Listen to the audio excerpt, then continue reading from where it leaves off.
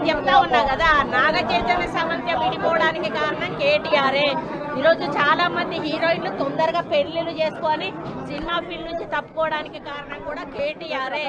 ఆయన ఆ రోజు మత్తు పదార్థాలకు అలవాటు పడి వాళ్ళను కూడా మత్తు పదార్థాలకు అలవాటు చేసి రేవ్ పార్టీలు చేసుకొని మదమెక్కి వాళ్ళ జీవితాలతో ఆడుకొని బ్లాక్ మెయిల్ చేసి వాళ్ళను ఇబ్బంది పెట్టినటువంటి వ్యక్తి కేటీఆర్.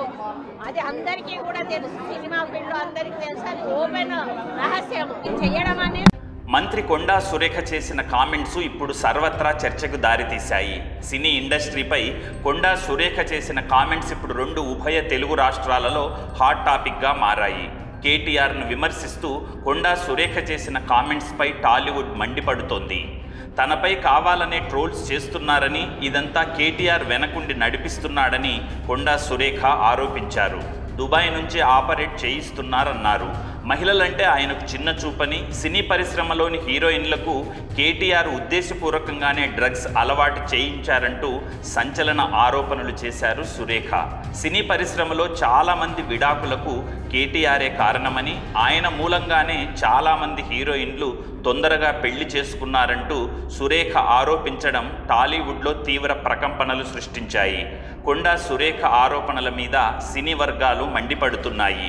అందరికంటే ముందుగా నాగార్జున, అలాగే ఎన్టీఆర్, నాని, నాగ చైతన్య, అమల, అఖిల్, ప్రకాష్ రాజ్, రోజా, సమంత, చిరంజీవి, వెంకటేష్, అల్లు అర్జున్, మంచు విష్ణు, రామ్ గోపాల్ వర్మ ఇలా అందరూ కొండా సురేఖ వ్యాఖ్యలను తీవ్రంగా ఖండించారు.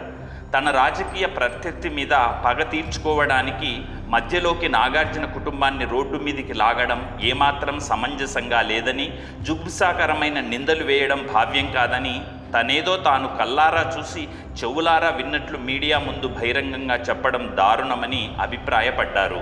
ఒక బాధ్యతాయుతమైన మంత్రి హోదాలో ఉండి అందులోనూ ఒక మహిళగా ఇలాంటి ఆరోపణలు చేయడం ఏమాత్రం భావ్యం కాదని, రాజకీయంగా ప్రత్యర్థి అయిన కేటీఆర్ని దూషించే క్రమంలో ప్రముఖ టాలీవుడ్ హీరో నాగార్జున కుటుంబంపై అభాండాలు ఆరోపణలు చేయడం సరికాదని పలువురు అభిప్రాయపడుతున్నారు.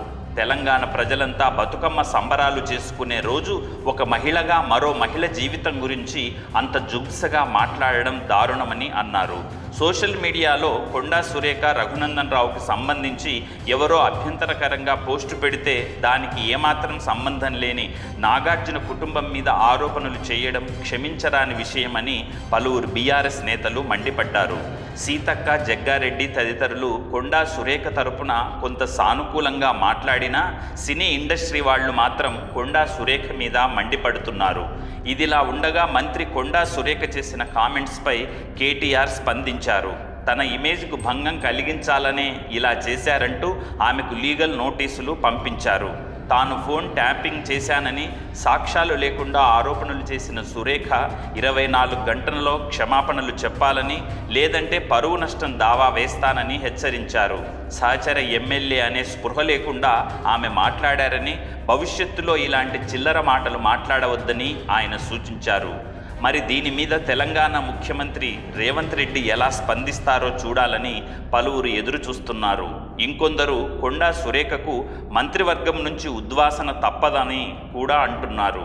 ఇదిలా ఉండగా కొండా సురేఖ చేసిన వ్యాఖ్యలు వివాదాస్పదంగా మారిన వేళ కొండా సురేఖ ఒక మెట్టు దిగి వచ్చారు. అక్కినేని నాగార్జున కుటుంబం, సమంత కుటుంబాన్ని బాధించడం తన ఉద్దేశం కాదని ఆమె అన్నారు. మహిళా నాయకుల పట్ల ఒక నాయకుడి చిన్న చూపు ధోరణిని ప్రశ్నించడమే కానీ మీ మనోభావాలు దెబ్బతీయడం కాదని అన్నారు. స్వశక్తితో మీరు ఎదిగిన తీరు నాకు అభిమానమే కాదు, ఆదర్శం కూడా అని అన్నారు. మీరు కానీ మీ అభిమానులు కానీ మనస్తాపానికి గురైతే నా వ్యాఖ్యలను ఉపసంహరించుకుంటున్నానని సమంత ఎక్స్లో రీపోస్ట్ చేశారు. ఏది ఏమైనా ఇలాంటి ఘటనలు చోటు చేసుకోవడం ఇటు రాజకీయ పరంగా అటు సినీ ఇండస్ట్రీ పరంగా ఏమాత్రం శ్రేయస్కరం కాదని, సాక్ష్యాలు లేకుండా ఇలా ఆరోపణలు చేయడం, అందులోనూ రాజకీయం కోసం సినీ రంగాన్ని, సినీ ప్రముఖుల్ని టార్గెట్ చేయడం కొండా సురేఖకు భావ్యం కాదని, మంత్రిగా ఎంతో హుందాగా వ్యవహరించాల్సిన ఆమె ఇలాంటి వ్యాఖ్యలు చేయడం ఆమె రాజకీయ జీవితానికి మచ్చగా మిగిలిపోతుందని పలువురు అభిప్రాయపడుతున్నారు. మరి ఈ వ్యవహారం ఏ మలుపు తిరుగుతుందో కాలమే నిర్ణయిస్తుంది. ఆ సందర్భంలో నాకు ఇంకెవరి మీద కూడా వ్యక్తిగత ద్వేషం కానీ మరి వ్యక్తిగత కోపం కానీ లేదు.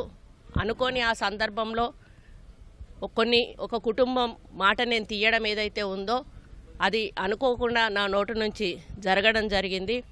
ఆ తర్వాత వారి ట్వీట్ చూసిన తర్వాత నేను కూడా చాలా బాధపడ్డాను. ఎందుకంటే ఏ విషయంలో నేనైతే బాధపడతా ఉన్నానో ఆ విషయంలో నేను ఇంకొకరిని నొప్పించాను అని తెలిసి రాత్రి వెంటనే మరి దాన్ని వెనక్కి తీసుకుంటూ నేను ట్వీట్ చేయడం జరిగింది. కాబట్టి నాకు జరిగిన అవమానం, నేను పడ్డ బాధ ఇంకొకరు పడకూడదు అనేటువంటి ఒక ఆలోచనతోటి నేను బేషరతుగా దాన్ని వెనక్కి తీసుకోవడం జరిగింది. కానీ కేటీఆర్ విషయంలో మాత్రం తగ్గేది లేదు. ఆయన తప్పనిసరిగా క్షమాపణ చెప్పాల్సిన అవసరం ఉంది.